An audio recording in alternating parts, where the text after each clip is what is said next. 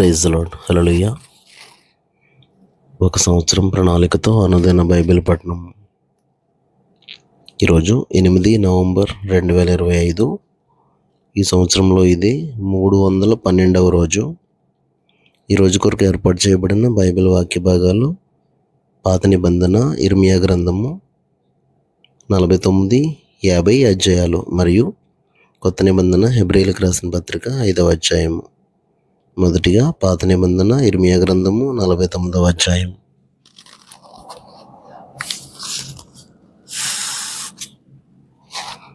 అమ్మోనీయులను గూర్చి యెహోవా ఇలాగ సెలవిచ్చుచున్నాడు: ఇశ్రాయేలునకు కుమారులు లేరా?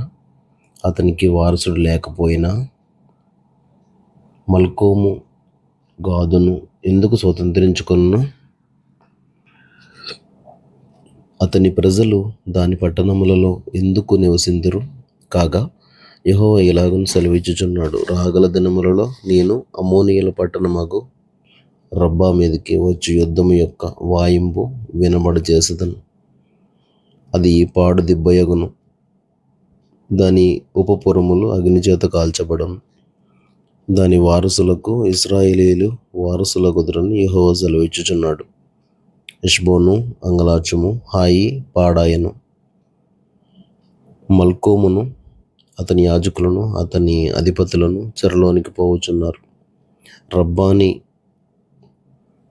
రబ్బా నివాసురాండ్రారా, కేకలు వేయుడి, గోనెపట్ట కట్టుకొనుడి. మీరు అంగలార్చి కంచెల్లో అటు ఇటు తిరుగులాడుడి.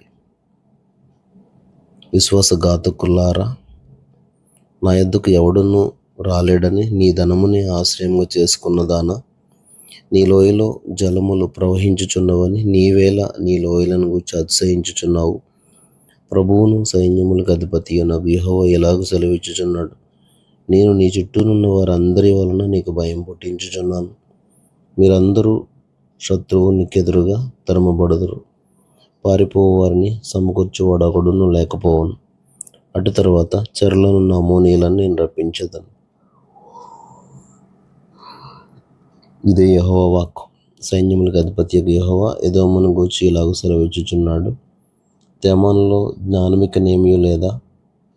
వివేకులకు ఇక ఆలోచన లేకపోయినా వారి జ్ఞానము వ్యర్థమాయెనా? ఏశావును విమర్శించుచు నేను అతనికి కష్టకాలము రప్పించుచున్నాను. దదానీయులారా, పారిపోవుడి, వెనుకకు మల్లుడి, బహులోతున దాగుకొనుడి. ద్రాక్ష పండ్లు ఏరువారు నీ వద్దకు వచ్చిన ఎడల వారు పరిగెలను విడవరా? రాత్రి దొంగలు వచ్చిన ఎడల తమకు చాలునంత దొరకు వరకు నష్టం చేయుదురు గదా. నేను ఏశావును దిగంబరినిగా చేయుచున్నాను. అతడు దాగియుండకుండునట్లు నేను అతని మరుగు స్థలమును బయలుపరచుచున్నాను. అతని సంతానమును, అతని స్వజాతి వారును, అతని పొరుగువారును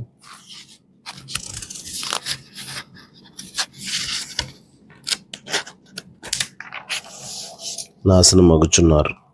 అతడును లేకపోవును. అనాథులకు నీ పిల్లలను విడువము, నేను వారిని సంరక్షించదను. నీ విధవరాండ్రు నన్ను ఆశ్రయింపవలెను. యెహోవా ఇలాగ సెలవిచ్చుచున్నాడు: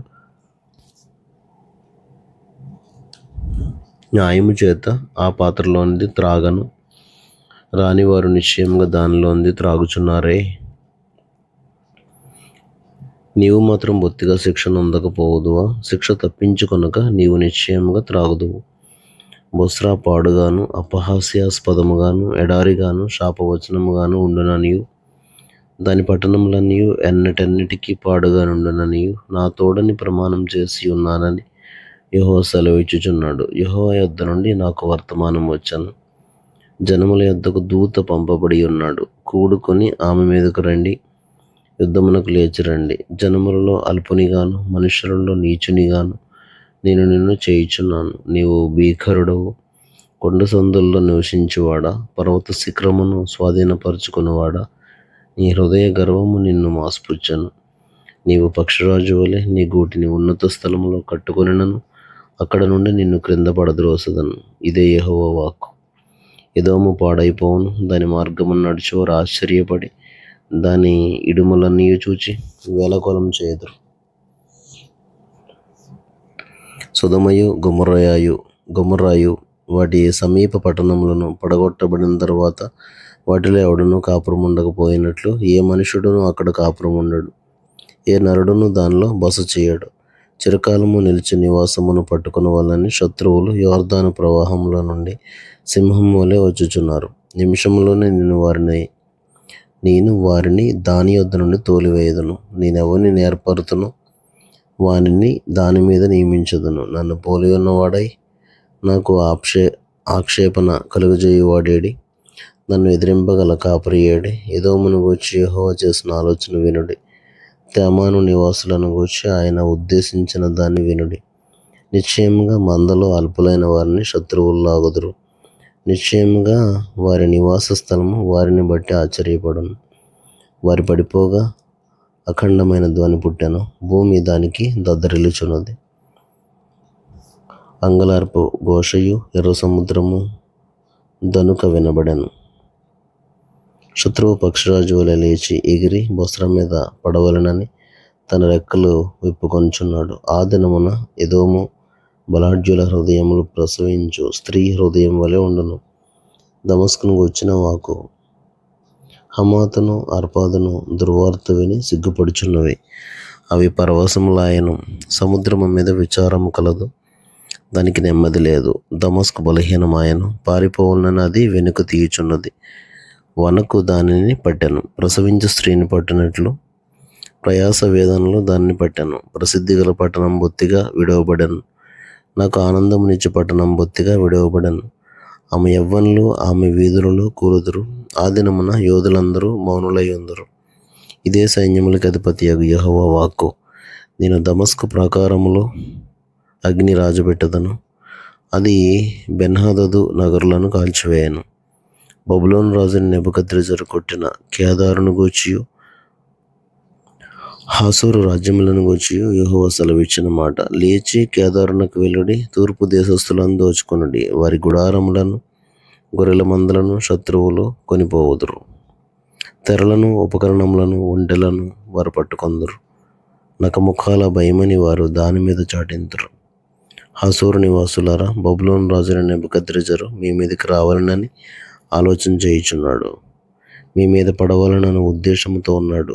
యెహోవా వాక్కు ఇదే. పారిపోవుడి, బహులోతున వెల్లుడి, అగాధ స్థలములలో దాగుడి. మీరు లేచి ఒంటరిగా నివసించుచు కుమ్మములు పెట్టకయు గడియలు అమర్చకయు నిశ్చింతగాను క్షేమముగాను నివసించు జనము మీద పడుడి. వారి ఒంటెలు దోపుడు సొమ్ముగా ఉండును, వారి పశువుల మందలు కొల్ల సొమ్ముగా ఉండును. గడ్డపు ప్రక్కలను కత్తిరించుకుని వారిని నకముఖాలు చెదరగొట్టుచున్నాను. నలుదిక్కుల నుండి ఉపద్రవమును వారి మీదకి రప్పించుచున్నాను. ఇదే యెహోవా వాక్కు. హాసోరు చిరకాలం పాడై నక్కలకు నివాస స్థలముగా ఉండను. అక్కడ ఏ మనుషుడును కాపురం ఉండడు, ఏ నరుడును దానిలో బస చేయడు. యూదా రాజైన సిద్కియా ఏలుబడి ఆరంభంలో యెహోవా వాక్కు ప్రవక్త అయిన ఇర్మీయాకు ప్రత్యక్షమై ఏలామును గూర్చి ఇలాగు సెలవిచ్చాను. సైన్యములకు అధిపతి యెహోవా సెలవిచ్చిందేమనగా, నేను ఏలాము యొక్క బలమునకు ముఖ్యాధారమైన వింటిని విరుచుచున్నాను. 4 దిశల నుండి 4 వాయువులను ఏలాము మీదకి రప్పించి నలుదిక్కుల నుండి వచ్చు వాయువుల వెంట వారిని చెదరగొట్టుదును. వెలివేయబడిన ఏలాము వారు ప్రవేశింపని దేశమేదియో ఉండదు. మరియు వారి శత్రువుల ఎదుటను వారి ప్రాణం తీయజూచి వారి ఎదుటను ఏలామును భయపడజేయుదును. నా కోపగ్ని చేత కీడును వారి మీదకి నేను రప్పించుదును. వారి నిర్మూలం చేయు వరకు వారి వెంట ఖడ్గం పంపుచున్నాను. ఇదే యెహోవా వాక్కు. నా సింహాసనమును అచ్చటనే స్థాపించి ఏలాములో నుండి రాజును అధిపతులను నాశనం చేయుదును. ఇదే యెహోవా వాక్కు. అయితే కాలాంతమున చెరపట్టబడిన ఏలాము వారిని నేను మరలా రప్పించదును. ఇదే యెహోవా వాక్కు. ఇర్మీయా గ్రంథం 50వ అధ్యాయము. బబులోనును గూర్చియు కల్దీయుల దేశమును గూర్చియు ప్రవక్త అయిన ఇర్మీయా ద్వారా యెహోవా సెలవిచ్చిన వాక్కు. జనములలో ప్రకటించుడి, సమాచారం తెలియజేయుడి, ధ్వజమునెత్తి మరుగు చేయక చాటించుడి. బబులోను పట్టబడును, బేలు అవమానం నందును, మెరోదకు నేల పడవేయబడును. బబులోను విగ్రహములు అవమానం నందును, దాని బొమ్మలు బోర్ల ద్రోయబడును. ఉత్తర దిక్కు నుండి దాని మీదికి ఒక జనము వచ్చుచున్నది. ఏ నివాసియు లేకుండా అది దాని దేశమును పాడు చేయను. మనుషులేం పశువులేం అందరూ పారిపోవుదురు, అందరూ తరలిపోవుదురు. ఆ కాలమున ఆనాటికి ఇజ్రాయేలు వారును యూదా వారును కూడి వచ్చెదరు. ఏడ్చుచు సాగుచు తమ దేవుడైన యెహోవా యొద్ద విచారించుటకై వచ్చెదరు. ఎన్నటికినీ మరువబడని నిత్య నిబంధన చేసుకొని యెహోవాను కలుసుకొందాము రండని చెప్పుకొనుచు సియోను తట్టు అభిముఖులై అచ్చటికి వెళ్ళు మార్గం ఏదని అడుగుచూ వచ్చెదరు. ఇదే యెహోవా వాక్కు. నా ప్రజలు త్రోవ తప్పిన గొర్రెలుగా ఉన్నారు. వారి కాపరులు కొండ మీదికి వారిని తోలుకొని పోయి వారిని త్రోవ తప్పించిరి. జనులు కొండ కొండకు వెలుచు తాము దిగవలసిన చోటు మర్చిపోయారు. కనుగొనని వారందరూ వారిని భక్షించుచూ వచ్చారు. వారి శత్రువులు మేము అపరాధులము కాము, వీరు న్యాయమునకు నివాసమును తమ పితరులకు నిరీక్షణాధారమునగు యెహోవా మీద తిరుగుబాటు చేసినందున ఇది వారికి సంభవించనని చెప్పుదురు. బబులోనులో నుండి పారిపోవుడి, కల్దీల దేశంలో నుండి బయలువెళ్ళుడి. మందలకు ముందు మేకపోతులు నడుచున్నట్లు ముందర నడువుడి. ఉత్తర దేశము నుండి మహాజనముల సమూహమును నేను రేపుచున్నాను. బబులోనునకు విరోధముగా దాన్ని రప్పించుచున్నాను. ఆ జనులు దాని మీదకి యుద్ధ పంక్తులు తీర్చుచున్నారు. వారి మధ్య నుండియే ఆమె పట్టబడను. ప్రజ్ఞగల బలాఢ్యుల దోపుడు సొమ్ము పట్టుకొనక మరలని రీతిగా వారి బాణములు అమోఘములై తిరిగి రాకుండాను కల్దీల దేశం దోపుడు సొమ్ముగాను దాన్ని దోచుకొని వారందరూ సంతుష్టునొందెదరు. ఇదే యెహోవా వాక్కు. నా స్వాస్థ్యమును దోచుకొని వారులారా, సంతోషించుచు ఉత్సహించుచు నురిపిడి చేయుచు పెయ్యవలె గంతులు వేయుచు బలమైన గుర్రముల వలె మీరు సకిలించుచున్నారే. మీ తల్లి బహుగా సిగ్గుపడును, మిమ్మను కన్నది తెల్లబోవును. ఇదిగో అది జనములన్నిటిలో అతి నీచ జనమగును. అది ఎడారియు ఎండిన భూమియు అడవియు అగును. యెహోవా రౌద్రమును బట్టి అది నిర్జనమగును. అది కేవలం పాడైపోవును. బబులోను మార్గమును పోవు వారందరూ ఆశ్చర్యపడి దాని తెగుళ్ళన్నీయు చూచి ఆహా, నీకే గతి పట్టినదా అందరూ. ఆమె యెహోవాకు విరోధంగా పాపం చేసినది. విల్లు త్రొక్కువారులారా, మీరందరూ బబులోనునకు విరోధముగా దాని చుట్టూ యుద్ధపంక్తులు తీర్చుడి. ఎడతెగక దాని మీద బాణములు వేయుడి. చుట్టూ కూడి దానిని బట్టి కేకలు వేయుడి. అది లోబడ నొప్పుకొనుచున్నది. దాని బురుజులు పడిపోచున్నవి. దాని ప్రాకారములు విరగగొట్టబడుచున్నవి.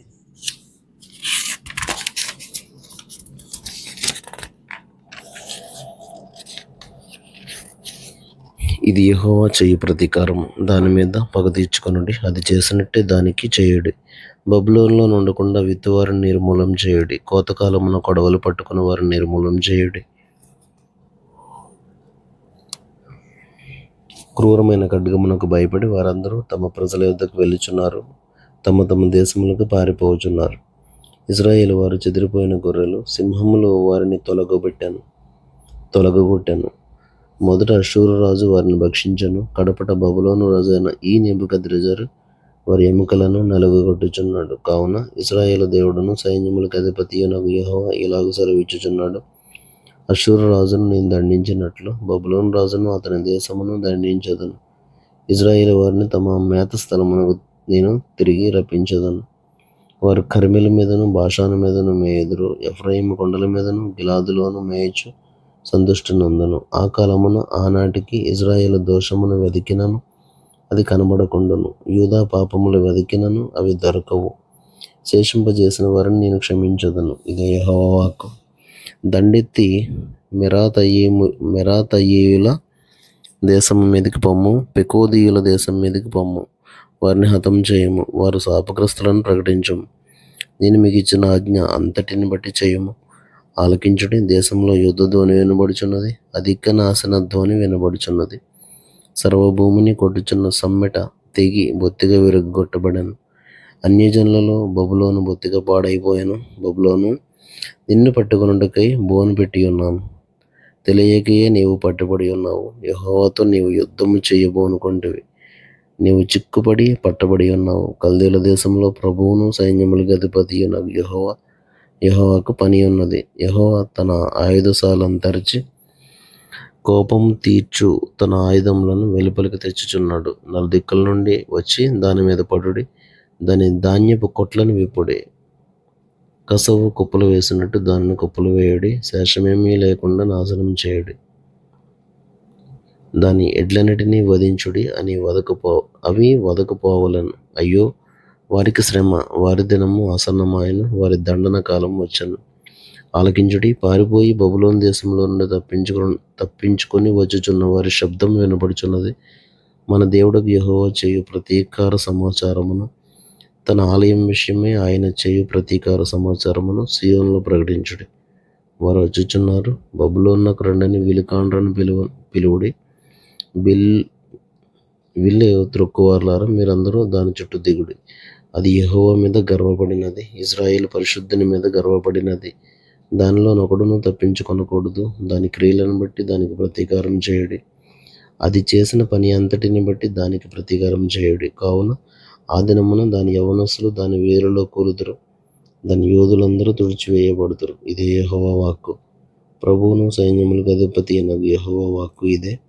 గర్విష్ఠుడా, నేను నీకు విరోధనై ఉన్నాను. నీ దినం వచ్చుచున్నది, నేను నిన్ను శిక్షించు కాలం వచ్చుచున్నది. గర్విష్ఠుడు తొట్రిల్లు కూలును, అతని లేవనెత్తువాడెవడును లేకపోవును. నేను అతని పురములలో అగ్ని రాజుపెట్టెదను, అది అతని చుట్టుపట్టులన్నిటినీ కాల్చివేయను. సైన్యములకు అధిపతి యెహోవా ఇలాగు సెలవిచ్చుచున్నాడు, ఒకడును తప్పకుండా ఇశ్రాయేలు వారును యూదా వారును బాధింపబడిరి. వారిని చెరపెట్టిన వారందరూ వారిని గట్టిగా పట్టుకొంచున్నారు. వారిని పోనిచ్చుటకు సమ్మతింపరు. వారి విమోచకుడు బలవంతుడు. సైన్యములకు అధిపతి యెహోవా అని ఆయనకు పేరు. భూమికి విశ్రాంతి కలుగజేయుటకును బబులోను నివాసులను కలవరపరచుటకును ఆయన బాగుగా వాదించి వారి వ్యాజ్యమును కడముట్టించును. యెహోవా మాట ఇదే. కల్దీయులను బబులోను నివాసులను దాని అధిపతులను జ్ఞానులను కత్తిపాలగుదురు. ప్రగల్భములు పలుకువారు ఖడ్గములే పిచ్చివాండ్రగుదురు. బలాఢ్యులు నిర్మూలమగు వరకు ఖడ్గము వారి మీద పడును. ఖడ్గము వారి గుర్రముల మీద పడును, వారి రథముల మీద పడును. ఖడ్గము వారి మీదకి దిగుటి చేత దానిలో ఉన్న పరదేశులు స్త్రీల వంటి వారగుదురు.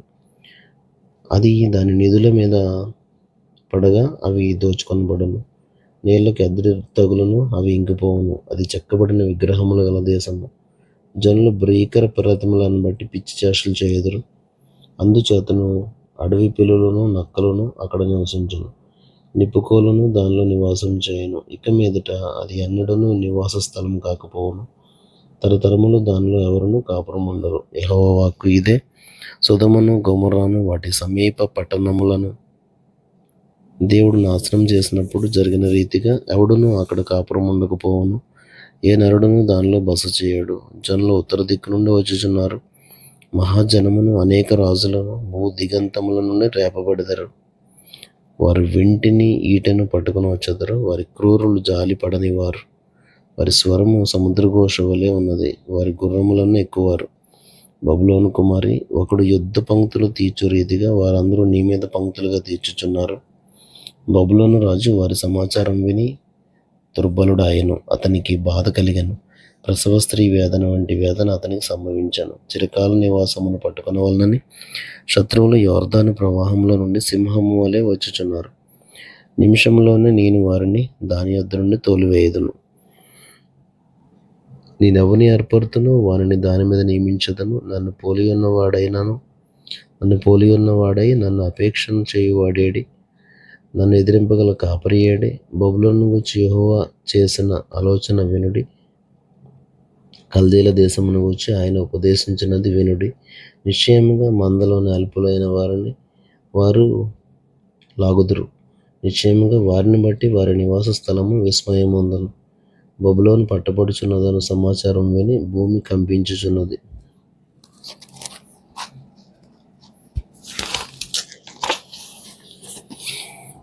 క్రొత్త నిబంధన. అపోస్తలుడైన పౌలు హెబ్రీయులకు రాసిన పత్రిక 5వ అధ్యాయం 14 వచనాలు.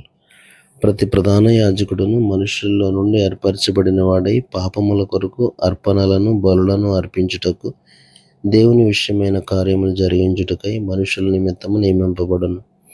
తాను కూడా బలహీనత చేత ఆవరింపబడి ఉన్నందున అతడు ఏమీ తెలియని వారి ఎడలను త్రోవ తప్పిన వారి ఎడలను తాలిమి చూపగలవాడై ఉన్నాడు. ఆ హేతువు చేత ప్రజల కొరకెలాగో అలాగే తన కొరకును పాపముల నిమిత్తము అర్పణం చేయవలసిన వాడై ఉన్నాడు.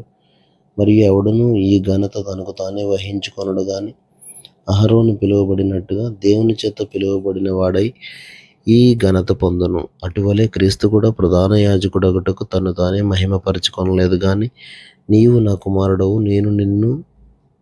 నేను నేడు నిన్ను కని ఉన్నాను అని ఆయనతో చెప్పినవాడే ఆయనను మహిమపరిచాను. ఆ ప్రకారమే నీవు మెల్కీసెదెకు యొక్క క్రమము చొప్పున నిరంతరము యాజకుడివై ఉన్నావు. మరి ఒక చోట చెప్పుచున్నాడు, శరీరధారి అయి ఉన్న దినములలో మహారోదనతోనూ కన్నీళ్లతోనూ తన్ను మరణం నుండి రక్షింపగలవానికి ప్రార్థనలను యాచనలను సమర్పించి భయభక్తులు కలిగి ఉన్నందున ఆయన అంగీకరింపబడెను.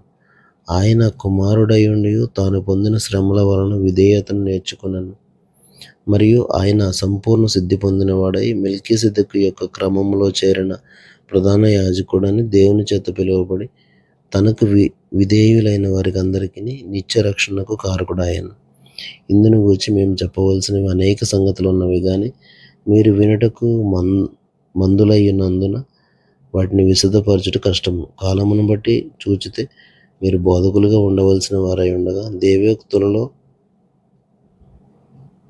మొదటి మూలపాఠములను ఒకడు మీకు మరలా బోధింపవలసి వచ్చాను. మీరు పాలు త్రాగవలసిన వారే కానీ బలమైన ఆహారం తినగలవారు కారు. మరియు పాలు త్రాగు ప్రతివాడును శిశువే గనుక నీతి వాక్య విషయంలో అనుభవం లేనివాడై ఉన్నాడు. వయస్సు వచ్చిన వారు అభ్యాసం చేత మేలు కీడును వివేచించుటకు సాధకం చేయబడిన జ్ఞానేంద్రియములు కలిగి ఉన్నారు గనుక బలమైన ఆహారము వారికే తగును. దేవుడు తన పరిశుద్ధ వాక్యమును మన వినికిడిలో దీవించునుగాక. ఆమేన్.